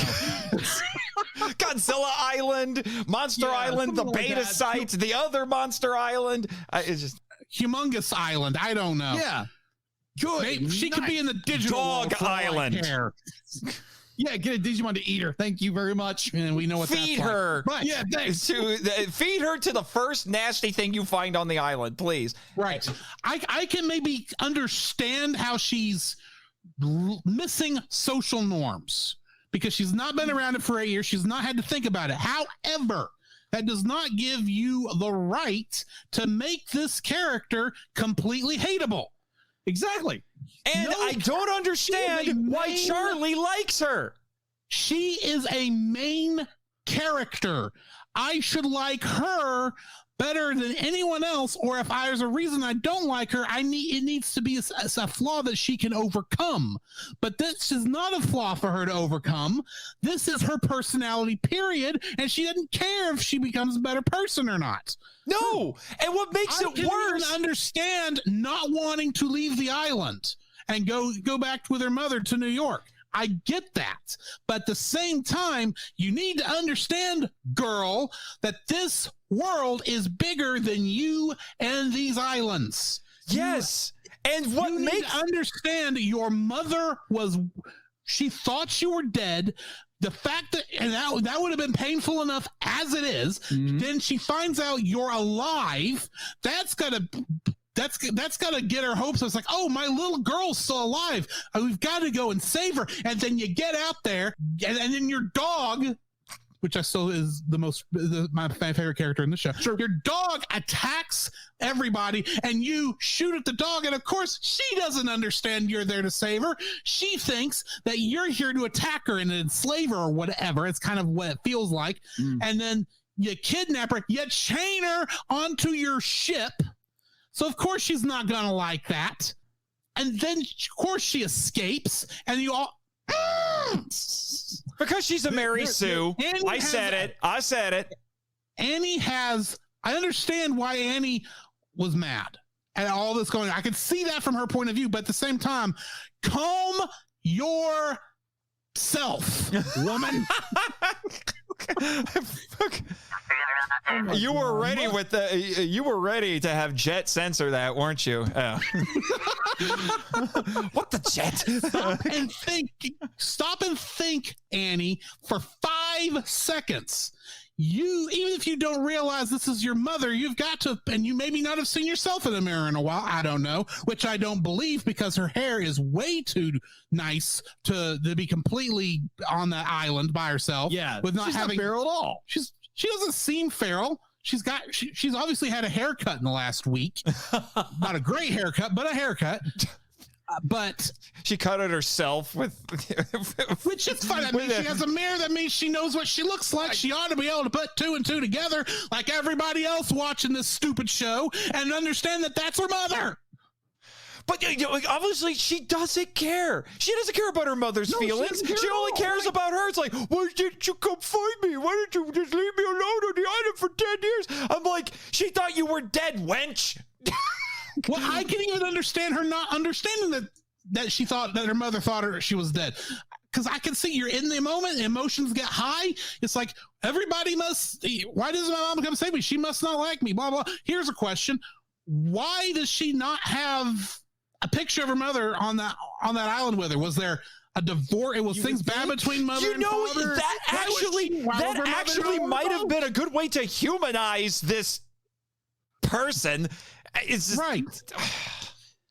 They gave us an insufferable person as a character and gave us no way to humanize her. Yeah, none whatsoever. And then what makes it worse is, even though she's supposed to, I guess, think that these 2 boys are her friends or something, and one of them is crushing on her and whatever. Yeah, and the one who's crushing on her falls into a bug pit. And then Mike's like, hey, you better tell Dog to save him, because even she says there's giant ants down there. And she's just like, this is her delivery. She goes over to Dog and says, hey, he says go down and save him. Dog ignores her. I'm not even going to blame Dog. I'm going to blame this all on Annie, because clearly she is not communicating the severity of the situation to Dog. She's not even using her friendship with Dog to get Dog down there to save her. Yeah. And then Mike says, no, tell him it's important. He says it's important. Dog just walks away. And the only reason she does anything is because Mike says, you're a terrible friend. And then she's like, how dare you call me a terrible friend? Once you were going to let him sit down there and the ants eat him. Shut up. You got anything for us, Jacob? You got to get in on the tag team action. Is what makes the end of this so painful for me. Because here's the thing. They obviously are setting up for a sequel. Do I want one? No. But here's the second problem. A part of me is going to want to watch it because it's like, I am now curious what happened to Mike and to Cap and to Charlie and to Kong and to Dog. And you not know what's going to happen for the second season, just the way they set it up. It's all going to be little orphan Annie running around New York. Oh, brother. Is it going to be are they going to make it a musical too? Kong couldn't have followed her to New York City. That would break continuity because no one's supposed to know Kong exists by the time he shows up in Godzilla versus Kong. They'll jump ahead 30 years or something, and she'll be a narcissistic old lady. And that's the other thing that worries me. This is part of a cinematic universe, technically. Allegedly. The Monsterverse has not done a good job with its human characters, reusing them throughout the entire franchise. Yes. There was some connection between King of the Monsters and Godzilla versus Kong, but that's it. And now I'm afraid we're going to get some live action version of Annie either in the Apple TV show that's coming up in the next year. No. Or Please she's no. gonna be in Godzilla and Kong, and I'm gonna be sitting there going, "Don't bring this character." No, Let her no, be- I have let her already, never come back." Jimmy will vouch for me on this. I have already started a petition that has been signed by myself and Jimmy and even my pseudo sister to ban Annie from Monster Island. Like, do not bring her to the island. No one wants to see her unless they're weirdos. Do me a favor, hand that petition to me right now. I will. Here you sign go, it. right now. Add your names, both of you. Here. There you go. Yeah, dude, Annie is banned from the island. Just no. Send her back to Skull Island. We don't care. Or even to Femur Island. Yeah, I mean, you here, make it really amusing for all of us. Throw her back to Skull Island. Send a few camera drones to follow her, and we'll see how long she lasts. It'll be like the Hunger Games. Yes. Except the only people, except the only things that are hungry are the monsters. And I don't know, she might be so insufferable that like one of the monsters on Skull Island would grab her and be like, nope, and just spit her right. Nope. I'm not eating that. What worries me is that dog is still her friend. He's got to be somewhere between those two islands because there's no way he's swimming to the mainland, wherever that is. Mm-hmm. And it's like, oh, that's the only thing that kept and protected her so far. Yeah, that's it. Was dog. It's the only reason she's alive. Yeah. And 'Cause clearly she does not have the skills to pay the bills. I'm sorry. well, and obviously the only friend she would have would be an animal because clearly dog does not realize how insufferable she is. Exactly. Congratulations. The only friend you have is an animal who just basically loves you unconditionally. Congratulations. Oh my. Oh, Jacob, it's your turn. Yeah, I tried to pass it off to you a few minutes ago, but no, you feel like you're good. It's the fact that like this character, we set up that like she doesn't know things, but then all of a sudden she knows what this word means. She knows what these dialogues mean. She knows what modern language is, and yes, she's just stuck on a stupid island by herself apparently. But it looks like, according to the information we're given, there's people on the island that speak English. She knows what's going on. She's not like, she acts dumber than a brick, but she knows what's going on. She knows about Kong. She knows all this stuff, but she's playing dumber than a brick. well, and how would she even know any of that stuff? Because she's not from Skull Island. Yeah. Yes. So she's both incredible. This is what's baffling. She is both incredibly stupid and unrealistically intelligent at the same time. How do you achieve that? Yeah. And you Bad writing. That's how you do it. exactly. And be like, the fact you both, Jim, did it exactly right. But like this girl, the entire time, you have people who are being compassionate and trying to love her the entire time and ignoring them, ignoring what they're trying to do for her. And it's like, oh no, be like, you abandoned me. It's like, okay, understanding you got abandoned. Your mother didn't know this. And then she's finally trying to bring you back, trying to love on you because she loves you that much and you won't give a crap. Ah, yeah, and then, you want to hear some of the lines? You only want to hear so some of the much lines teenage- that, these golden lines that she keeps spouting off? I've already mentioned some things about the boys and all that, and what was it? It's you'd probably die without me. Shut up. Okay, I will. What? No, I wanted to get this point out before you got into the lines real quick. Oh, sorry. There is only so much teenage angst that works with this. Yeah. I get that that's what they're going for with this character is that, oh, she's a teenager. She hates everything. Blah, blah, blah. She has no reason to hate these people.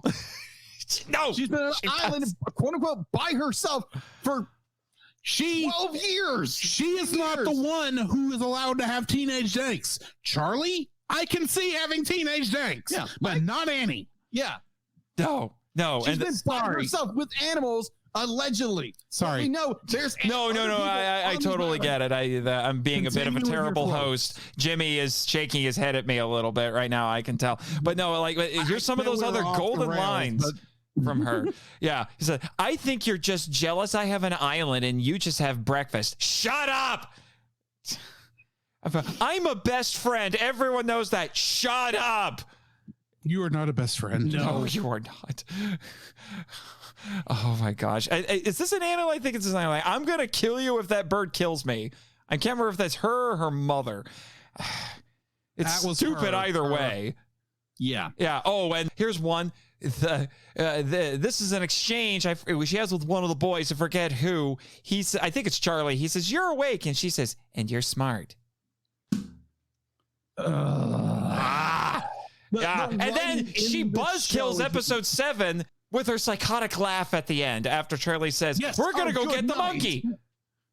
And then she's like, and then it starts the next episode. She's like, "You're stupid. That's not going to work. Shut up." In fact, that was my first note on episode 8. I just wrote, "Shut up, Annie." And then I am the giant monster. And everyone thinks it's like, when she says, "I should have named stuff. When she discovers cars, like, "Oh, you're 17 or 16, whatever, you would be learning to drive a car right now." And then she looks at Dog and says, "I should have named you Car." No, that's not what she says. She says, "Well, I guess I drive you around." Yeah, that's what that dumb line is. Stupid writing. Oh my gosh. Yeah. But by the end of it, Was there not a script doctor on this? Oh, they should have given it to me. I would have fixed it. I would have fixed it so much. I would have been like, you need to completely rewrite this character, or you need to have a lot more. You need to have the entire rest of the cast calling her out on her BS, and Charlie should not be crushing on her. Or actually make her live up to the hype that she is selling. Mhm. She is hyping herself up throughout this entire thing, and she is probably the least helpful character in the show. Yeah, I mean, like, what does she do in the end? What does she do in the end? She rides Dog carrying a necklace to make the monkey run after them. Yeah. That's it. That's all she I'm does. glad that they didn't do something nuts like she's the one who actually kills the Kraken or something ridiculous like that. Do not rob Kong of his glory. Yeah, thank you. That would have been, if that would have happened in that episode, I would have turned it off at that point and be like, nope, I'm done. We're trying to give this very unlikable character all the glory, and she doesn't need it. And- Like, this is a movie about Kong, not this character. And what just gets to me is I have heard more so than I've actually seen people defending this character. I even had one guy who changed his entire TikTok handle to Annie's #1 fan and then basically turned his TikTok into an Annie Stan account because he honestly loves the character because he says she's basically me if I was a girl. And he left that comment because I did mini reviews of each episode as I was watching them. And he said that to me in one of them, and I just responded with, because I'm trying not to be rude, I just responded with, "I'm sorry." And then he made some dumb comment about how he loves her and hates himself or something. I'm like, you are weird, and I don't understand you. I'm going to leave that alone right now. That is a hornet's nest. I do not want to even budge. Yeah, exactly. And you're a weirdo. Now, I can understand where people would be like, oh, I really enjoy this. I really enjoy this. But if you're looking at like the story itself and the writing itself and be like, oh, I can relate to that character. Oh, you can relate to a complete narcissist who hates everybody else around her. I think about everything. the fact that there are people who like her and relate to her, I think says more about the times in which we live. Agreed. Agreed. That audience response, which I'm assuming is a minority, but that audience response probably says more, like I said, about the times we live in than the people who made it. True. Yeah. And like I said, and this is coming from the same guy who wrote Love and Monsters. Love and Monsters was not like this. Love and Monsters was like episode 7. Because I really thought the Island Girl, for a hot minute, I thought, like, you just got to the same level as Annie. How dare you say Kong is not a king and he's just a dumb animal? But then she came back around because she had an arc. Annie has nothing. None of these characters have any arc whatsoever. Very little arc. And Annie is just the worst one of it because not only because she has no redeeming qualities. No. I could forgive Charlie and Mike and Cap for a lot of things, and pretty much every other character. I can forgive a lot if it was written better. But there is no excuse for Annie, no matter how good the writing is, because she's just the most unlikable character. Maybe you could make it work if you did something that made me like her. But this character, I feel, was written to make people hate her. I don't know. I can't see. That's the thing. I don't know. I'm not entirely convinced that these writers necessarily meant for people to hate her. I swear to you, they must have thought, because these boss babe type characters are just popular in Hollywood right now, despite the fact that people generally reject them. They seem to think, oh, people love characters like this, but we don't. You need to stop giving us these characters and then get mad at us when we don't like them. Yeah. Mm-hmm. It's just, there's a huge disconnect with that. That's what gets to me. If the idea was you're supposed to hate her, you succeeded, but I don't think that was the case, because I think the writing would have been better if the idea was you're supposed to hate her. Because if you're supposed to hate her, why is Charlie in love with her, other than the fact that he's dumb and needs to meet more girls? So hard not to reference a character in Star Trek Discovery. Which one? I am surprised you couldn't guess from what I just said. Which character? Is it Michael Burnham? Yes. It's the same character traits. Except you're supposed to not like her because she's the first mutineer of Starfleet. Except I give them credit. I think they were trying to course correct as the show went on. We're not getting into that because this is not a Star Trek Discovery. I know it's not, but I'm just saying, trying. Maybe not succeeding, but trying. I'm just saying the best thing to come out of Discovery was Strange New Worlds. I was gonna say Saru, but but that's. I like Saru also, but but that's a whole other ball of wax right there. But Anson Mount as Pike is the most brilliant casting decision I've ever seen. So yeah. Anyway, moving on. Yeah. Okay. Sorry, I had to talk about better shows. Yes, I understand. Yes, it was cathartic. Was it cathartic for you, gentlemen? Oh, I've been wanting to say something since I finished that episode yesterday. It was very decompressing. Very. It was very helpful. It was like, oh, the dogs come out of the kennel. Obviously, we heard him earlier. Yes, we did for a change, and it was very soothing to finally just erupt in the frustration of the show and like, yeah. Again, thank you very much, Nate, for pointing us through this and allowing us to bash this character into oblivion. Oh, we needed to. And I would not be surprised if there was some form of backlash, but I really don't care because we actually have a foundation to stand on, unlike I think most of the counter arguments we might get. Yes. Yeah. I haven't heard any good ones. Because more people interface with either one of us. That's just going to push our numbers up. And it's true. It's so true. Like, oh my gosh, what are these people? What are these guys talking about? Hey, I want to listen to that. Yeah. They hate Daddy. Oh, dare they hate Daddy? Oh, wait, they might actually have a good point. But I don't want to admit this. Yeah. That anyway, I think I'm gonna that ranked as one of my favorite rant masters, and it's not even on the power trip. That was wonderful. Wonderful. All right, let's move. That was better than the one I did on the power trip. I gave you one retroactively, admittedly, but I immediately jumped into it before you could hit the button. Yeah, you did. You did. All right, let's move on.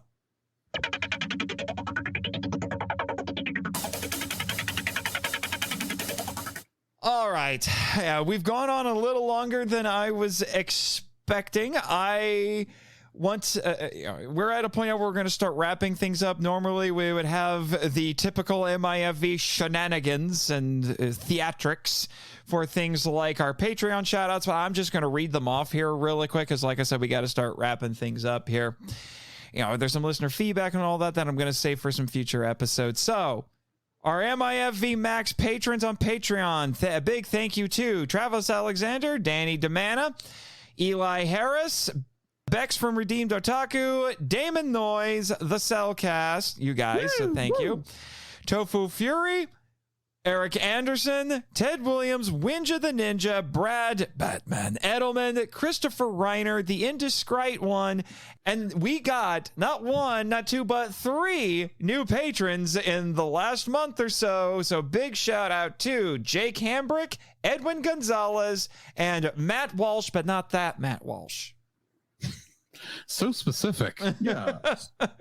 All right, what do you got? Okay, so our patron shout out, we got PaulJPowers.com, Book of Gaming, Ashley and Francisco Ruiz, and we just added, it appears, Kiana McNabb. So, congratulations. Congratulations, gentlemen.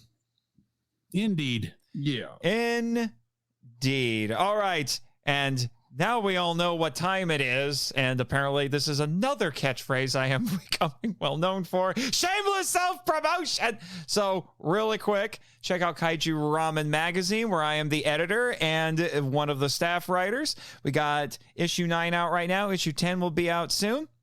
Also, check out my other podcast, Henshin Men, a podcast about the appreciation of Japanese superheroes and their high-flying and eye-kicking adventures, and The Power Trip, a journey through the Power Rangers franchise, although we're doing some Super Sentai and comic book coverage right now. My friend Michael Hamilton and I, while we're waiting for 30th anniversary Power Rangers stuff. And I'm also a cast member for the X-Men audio drama and the Power Rangers audio drama for Scyther Inc. Productions. And I'm frequently on Kaiju Weekly. I'm on their rotating panel of hosts. So, and check out my author website, nathanjsmarchand.com, and all the socials will be in the credits, which you should listen to. Anyway. Okay, I'm going to start this off doing my best Nathan James Norman impression. This podcast is part of the Culture Box Media Network. For more shows like this, go to culturebox.media. Anyway, also, Cellcast Podcast is our podcast. We review animated movies and television shows. Come join us over there. We are coming up on some fun months here coming soon. It's going to be fun. Yes, especially if you like to hear more bashing of bad stuff, because we do have Bad Movie Month coming. Oh, is Bad Movie Month coming back? People. Just wait. We got some interesting ideas coming down the pike. Yeah. Also myself, I am I'm a cast member on Gospel by Gaslight, which is coming back soon. So keep an eye out for that. Jake. So where? I get started so easily. Yeah, so you can find me on Facebook at Jacob B. Heron, and also you can find my Jacob's Daily Art Corner, where I try to draw each and every day. I'm not successful at it all the time, but I try. You can find me on Facebook, and Instagram, and Twitter at Jacob Heron. All right. One last thing before we sign out. Normally this would be about the point, actually it'd be before the shameless self-promotion, but where I would be promoting the next couple of episodes. I'm actually not going to do that necessarily. I am going to mention that we are going to do another episode like this in a few short months, because we got another kaiju animated project coming up. Gamera Rebirth. We're getting back together to talk about that, and hopefully it's better than this. Gamera is really neat. He is filled with turtle meat. We've been eating Gamera. And Jacob is like, I don't know what you nerds are talking about. Exactly. We've heard it once before, because I had to play it last year on something.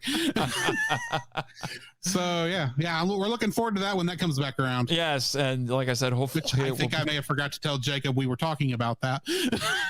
Yeah, thanks for the narration. Hey! It's Gamera. It's Japanese. And it's only 6 episodes. Giant turtle that is not Bowser. Bro. He is a giant turtle who can fly like a flying saucer because his leg holes are jets, and he breathes fire. Somehow. So he's not a Ninja Turtle? He's the original Ninja Turtle, sir. Yes. As weirdly as he shows up in that first movie out of nowhere half the time. Although the thing about Gamera, he has a dozen movies to his credit, and the quality of them is all over the place. Generally, Godzilla films are fairly consistent. Even, there's some dips in quality, obviously, but they don't dip as low as Gamera does. That's the problem. Like the old Gamera movies, mediocre to absolutely terrible. In fact, one of them is one of the worst kaiju movies I've ever seen. But then you get to the 90s where he came back with a vengeance and had 3 of the best kaiju movies ever made, plus a really underrated one that was made after that. I need to finish the Heisei stuff because I've only watched the first one. Oh, Guardian of the Universe is great. I've seen Guardian of the Universe. They only get better. And that was only because it was randomly on Hulu and I had 2 hours to kill. Yep. So it's like, oh, I heard this on MIFV. I bet I'll enjoy this movie. Yeah. But that's what's wacky about Gamera. Now he's getting an anime. So we'll see how that goes. Why not? It's working for everybody else. I mean, yeah, he's joining the anime club now because Godzilla has an anime. Kong has a anime.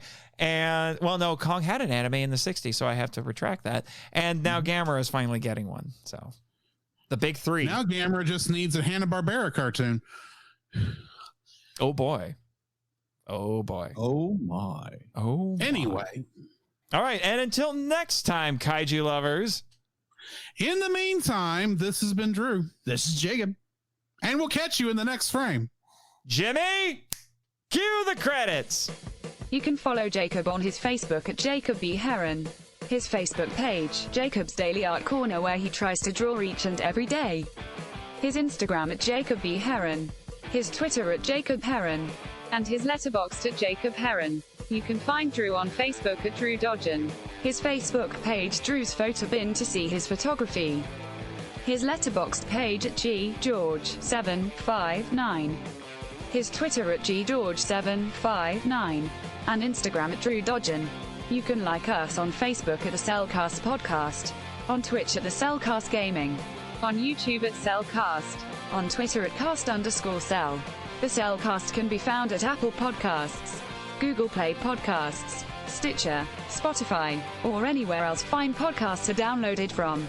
Please rate and review us where you found us, and also on Podchaser. Email us at thecellcastpodcast@gmail.com. The Cellcast is a proud member of both the Pop Americana and Culture Box media networks. For more information, please see the link in the description. Our theme song is Drop and Roll by Silent Partner. And remember, that's Cell with a single L.